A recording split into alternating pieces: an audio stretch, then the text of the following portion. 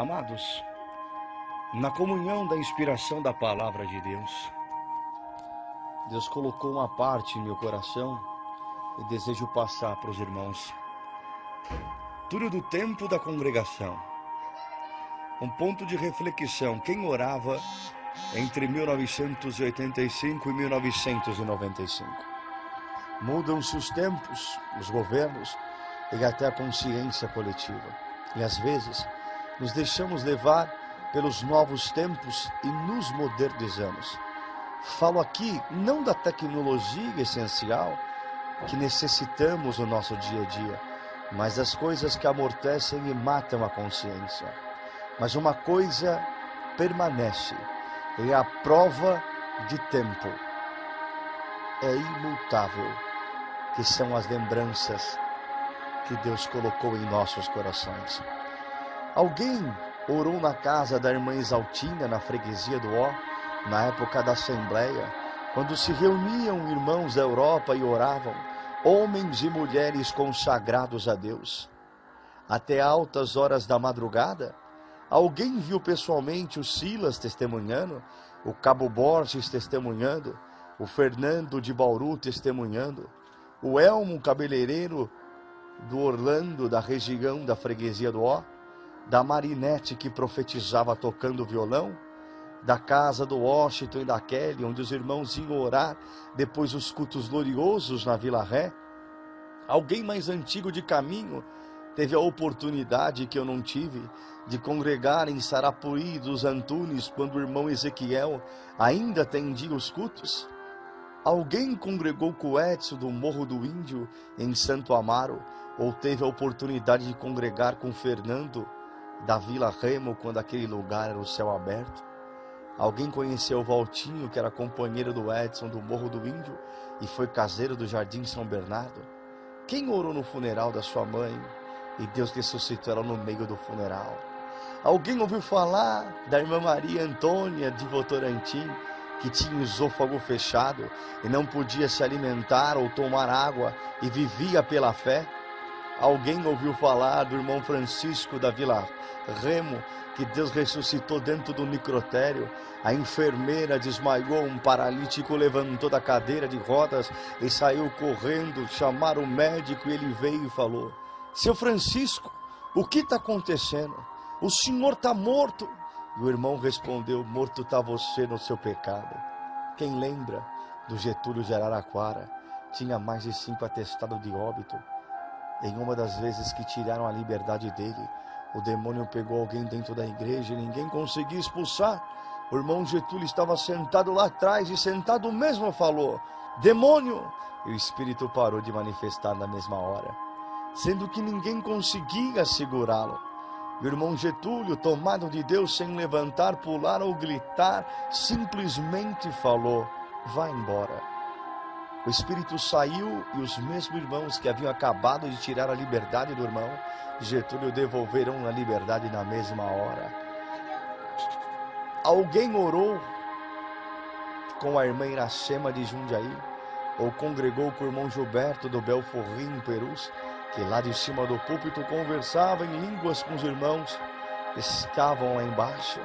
Alguém conheceu Abner, negrão de Deus, que saiu de uma reunião de jovens de manhã no Espírito Santo e saindo da igreja de Deus mandou ele atravessar o morro e ir para a praia a pé. Ele chegou na praia, muito calor, cheio de banhista, parou a praia inteira para rir, porque ele foi indo para a água de terno e gravata e com a pasta na Bíblia debaixo do braço, entrou na água e falou: e agora, senhor?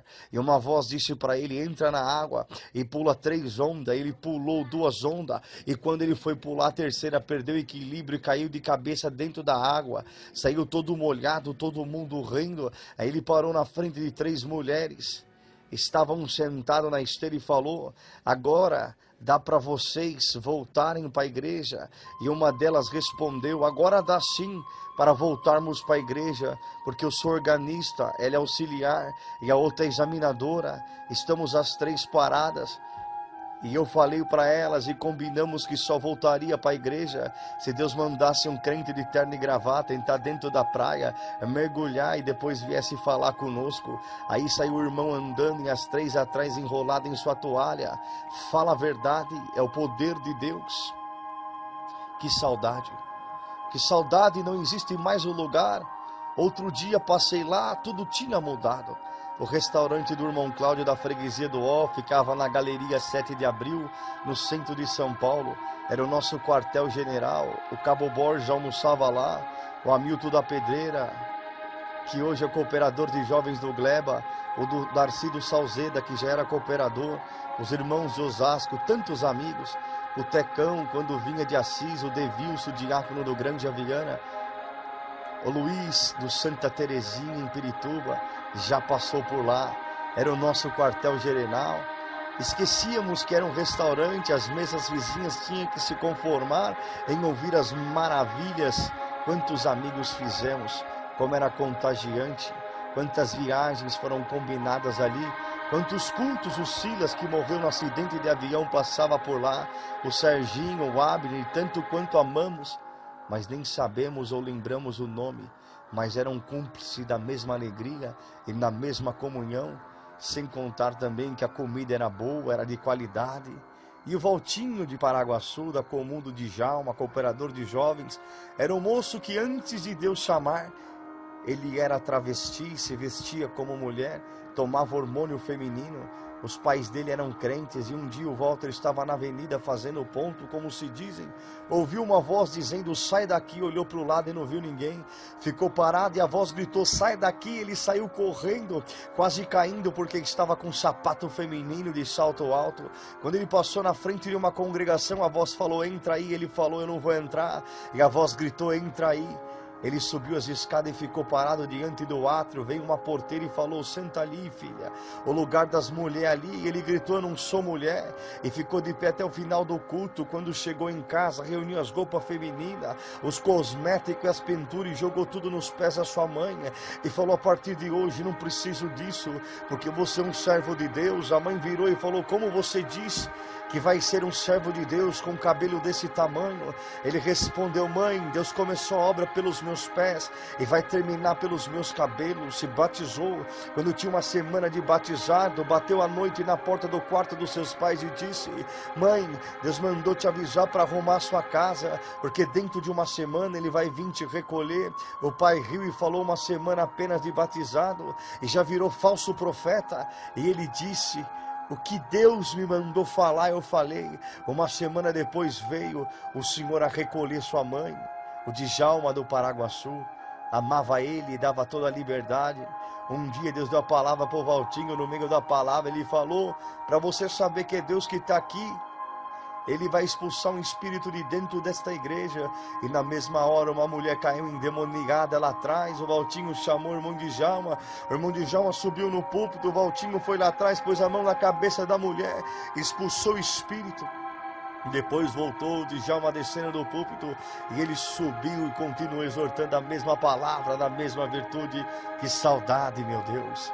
Saudade da casa da irmã Antônia, um Marcos nas nossas vidas. A casa da irmã Antônia da Vila Rica, região da freguesia do Ó. Alguém sabe como aquela casa se tornou uma casa de oração? O casal, irmã Antônia e irmão Benedito estavam firmes, porém os filhos batizados haviam parado, os que não eram batizados não queriam saber de nada. E o casal orando, chorando, buscando sozinhos, e um dia estava buscando a Deus junto com o irmão Francisco, o irmão Chicão do Limão. O irmão Chicão foi no meio da sala e chamou o casal. Eles vieram, ao pegar suas mãos, disse, vocês esperam a obra de Deus dentro da vossa casa, mas para Deus operar essa obra, Ele precisa quebrar os ossos. Ele pergunta, vocês estão preparados para entrar na casa de vocês e quebrar os ossos do casal? O casal pulou e falou, amém, Senhor, quebra mesmo, faz a sua obra, aleluia. Mas eles não sabiam que o detalhe, que o casal estava na firme e na graça, achou que seriam às vezes a rebeldia da mocidade, mas aconteceu ao contrário. O irmão Benedito vinha calmamente dirigindo seu fusquinha na via rápida e teve um derrame no volante, perdeu o controle do carro, bateu o fusca em uma pedra, entrou em coma na hora com fratura e traumatismo craniano. A irmã Antônia quebrou as 2 clavículas, quebrou 6 costelas e 2 costelas perfuraram seus pulmões, ficou os 2 na UTI. O irmão Dito ficou 3 meses em coma. Os médicos disseram que nenhum dos 2 iria viver. Interessante os caminhos de Deus. Deus havia falado na boca do irmão Chicão que ia fazer a obra com a casa, teria que quebrar os ossos, e quebrou mesmo. Sabe o que aconteceu? Os filhos que estavam parados voltou a congregar e viraram crentes do dia para a noite, e os que não eram batizados correram para o batismo das águas. Enfim, no modo de Deus sempre dá certo. Aí parecia que fazia vista grossa, que não percebia que toda noite tinha até 3, 4 orações na casa da irmã Antônia. Vimos o Dito sair do hospital, voltar a tocar seu instrumento, e o terrível ver a mulher toda quebrada, quando tomada de Deus manifestar o poder da linguagem e da visão que faz com que o rei do inferno fique calado, escondido atrás do seu trono. É lógico que nisso Deus é glorificado, porque sendo nós pó, fracos, arrebentados, ai de nós, se não houvesse o mesmo poder no sangue do justo, para nos justificar e salvar todos os dias. Somos nada, é apenas isso, nada. Mas nada disso reside a glória de Deus, porque o inimigo ousou a desafiá-lo, e Deus não se permitiu colocar a mão nele, autorizou que um anjo lançasse de lá de cima, aqui na terra. Ele mostrou para o adversário porque não aceitou um combate direto com ele. Ora, já está provado mais que a B, que o homem não é nada, e se mesmo não sendo nada, Deus nos deu a graça de pisar na cabeça da serpente. Então, através de nós, Deus está mostrando para o demônio que ele é menos que nada.